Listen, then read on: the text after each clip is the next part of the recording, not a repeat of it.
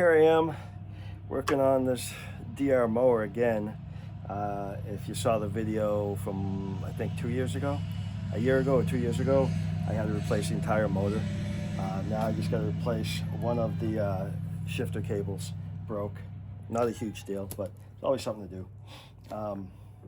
So we just got back from Boston, from visiting friends and family. We had a great trip.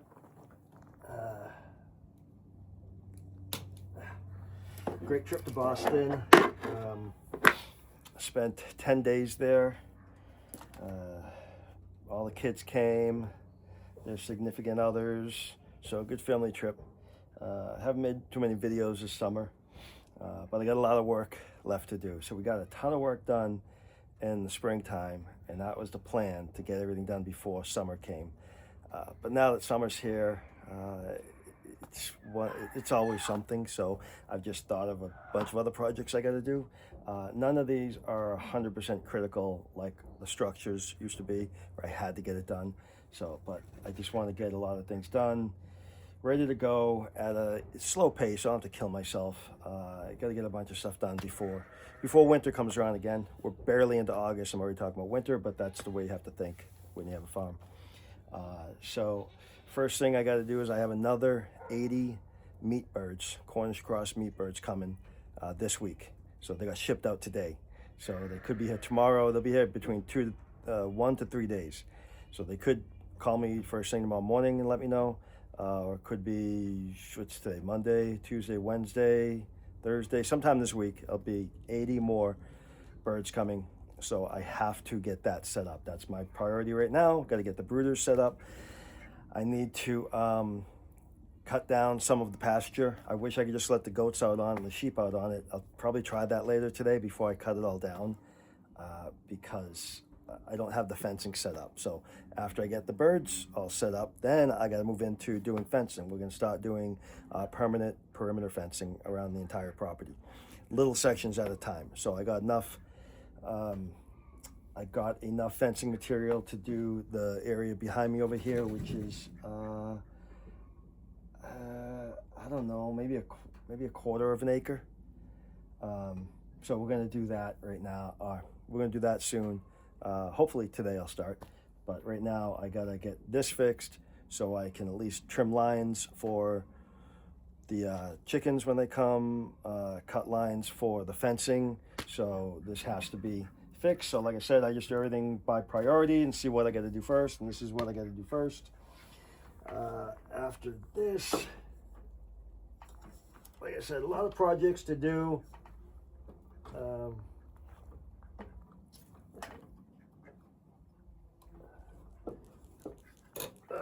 There we go. One thing, having a farm or homestead or whatever, you have to learn how to do a lot of stuff. I am not a mechanic, far from it, but you got to do stuff like this. I can't take this down every time I need it fixed. Go pay $100 or $200 for them to replace a $25 part. Hell, it wasn't even a $25 part. That was with shipping. It was like a $12 part. So I'm not going to go pay $100+ to have that replaced for me. So you have to learn to do stuff yourself, which is what I'm doing little by little. I'm not the best at it, but I get by. Our time in Boston was really nice. First couple days we got there, it was pretty overwhelming for all of us. We're like, there's too many people. We don't like it. We're just not used to those crowds anymore. We had an Airbnb right on the beach, and just the traffic up and down was nonstop, 24 hours a day, even in the middle of the night. Sometimes I would wake up at 2, 3 in the morning and go sit out on the deck overlooking the beach. And even then, because we're on a main street, it was the street and then the beach. 24 hours all day long. Out here, it's like nothing. It's perfectly quiet. My ducks and chickens making noise. That's about it. So it was a very enjoyable time in Boston. It'll always be my home. I'll always have a connection to it. It's where I grew up. But I love North Idaho. It's fantastic up here. Okay. All right. This should be an easy fix, hopefully. Nothing's ever easy for me.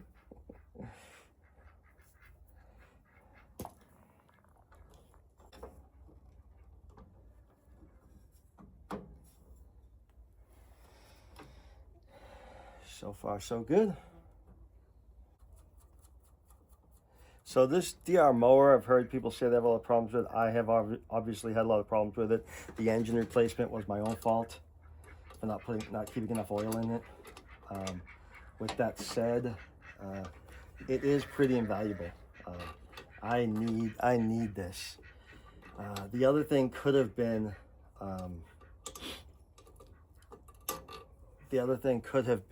brush mower behind the tractor, which is nice. But then I wouldn't be able to get into small spaces like I can with this.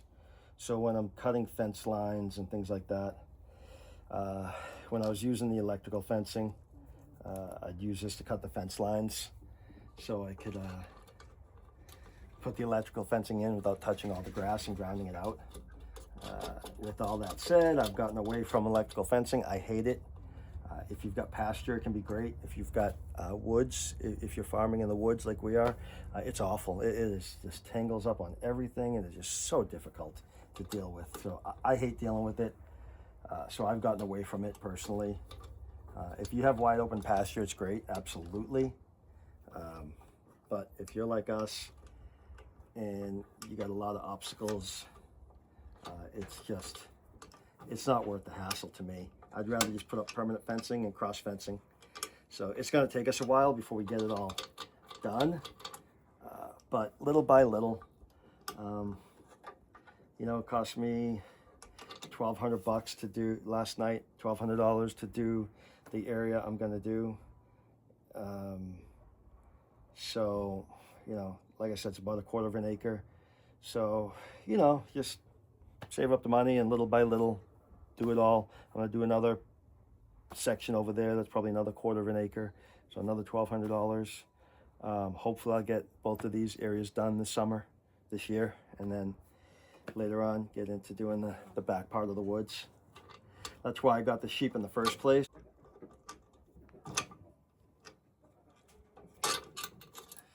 So that works that way. Just for having as pets. We don't milk them. We could, but we know that it's, at least for right now, it's too much. We're not going to come out every single morning at the same exact time. We're not going to be able to do it every single day. So for us, it was just, we just didn't have time to do it. We first tried to do it when my wife was going through chemo, and she's still going through chemo, so she's not going to get out here every single day. And I work 3 days a week, so I can't get out here every single day. So maybe someday in the future we can milk them, but for now I just got them to clean up the woods and clean up the brush for me. So that's why the fencing is important, because unfortunately last summer they didn't get it at all. This summer they're only getting out when I take them out and watch them, because I don't have the fencing set up. So with all that said, I need to get that all taken care of so that they can be out in the brush on grass like they're meant to be. And I'm moving the chicken tractors around, and we'll go over here and I'll show you what we're doing to get ready for the Cornish cross that are coming. All right, so I thought I was gonna kind of video my chores and stuff today, so I got the DR running again, but not without bumps in the road. Every time I do something, it takes me forever. So when I shut the camera off, I thought I was done, just tighten everything up. No, it was a pain in the neck. I probably worked on it for another hour trying to get everything put back together correctly. So now I've used it to clear out some of the pasture over here to get ready for the chickens. And I'm moving the chicken tractors around. And we'll go over here and I'll show you what we're doing to get ready for the Cornish cross that are coming this week. So stand by just a moment. The other thing I did, because I don't have completely flat ground, which is both a pro and a con, because obviously when I'm trying to pull it, it's going over uneven ground, but at the same time I can leave the wheels on and find a spot in the grass that will that will close it all in. Because as you can see down there, yeah, chickens aren't going to get out, come in there. So if I needed to, I could move it a little bit to basically the uneven ground so that I don't have to worry about taking the tires off, because that was biggest pain in the neck every day, was taking tires on and off, because I only have a few, well, not a few minutes, but I have like, 30 minutes, 45 minutes in the mornings before I go to work to move these. So the chicken tractors have to be moved every single day when there's chickens in them. And I'm gonna be running 4 of them. So I'm gonna leave these tires on. I got the pneumatic tires. This one has the solid tires, but the pneumatic tires are easier to go over objects, so that's what I'm gonna do. This is the setup I use. Again, if to do it over, if I built another one, I'd use 1x material. Plus, we don't have a lot of pressure from predators here. Mostly aerial, the hawks and the ravens, owls at night. We have coyotes, but very few. They don't last in this neighborhood because everyone around here has chickens.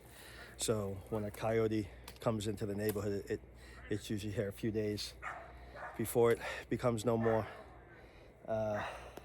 So all the neighbors, we try to do a good job of keeping them out. Bears don't generally come in here. They won't come close to the house. And that's about it. Mountain lions, same thing. They're rare. And the more building that goes on in our area, the more population builds up, the less wildlife we're seeing, unfortunately.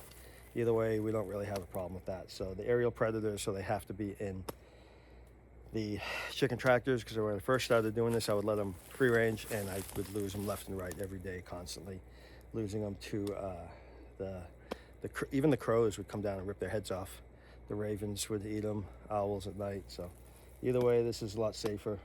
So this is my setup. I got 2 more to bring over here, and then they'll be moving. I cut this down today to have it move a little bit easier through the grass, but this is such a waste to me to cut this down. It's killing me. That's why I got to set up the perimeter fences, because I want to put the goats in here to eat all this. The goats and sheep could have been in here for several weeks mowing this down before I brought the chickens in. That would be the proper way to do it. The electric fencing was just a pain in the neck. The DR mower wasn't up and running, so I couldn't lay out the electric fencing. I could probably do it now if I wanted to get them in here and leave them here for a little bit. I could probably do that now. Cut a line with the mower and then set up the electric fencing and keep the goats in here. So that's what we're doing so far. We'll see what else I can get done today. The next morning in the same video. So last night, at the end of the night, I put up the electrical fence. I cut a line with the DR brush mower. As I said before, I hate dealing with electric fences, but in this case, although they're gonna eat my pine tree, in this case, I wanted them in here. I basically didn't want all this grass to go to waste. Shonda planted all this grass. This is all, what's the word I'm looking for? Pasture. Yeah, it's still early. This is all pasture seed that she threw down here to grow this. So it's like, I don't want it to go to waste. I could feed them. I could save myself money on hay, and they're getting more nutrients that they need, and they're gonna mow it down. Well, it's the next morning coming through here because the tall grass is a pain in the neck with the chickens. So I'll leave them in here for a couple days, and hopefully they get this mowed down nicely. And in the meantime, I'll still be working on the perimeter fencing. And but not today. Today we're gonna go fishing. So that's the plan for today.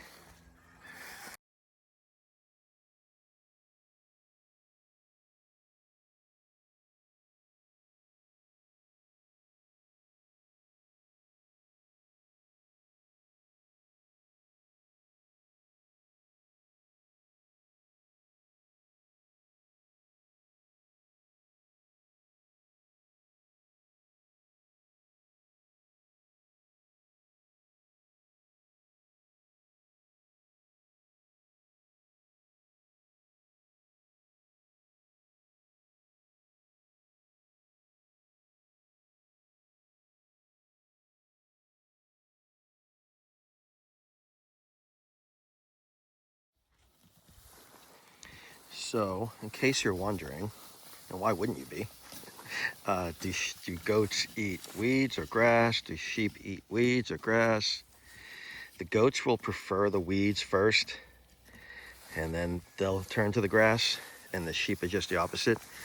The sheep will prefer grass first, and then they'll turn to the weeds. So we got a little bit of both in here. Well, we got a lot of grass in here, which is good. And we got some weeds too, so the goats.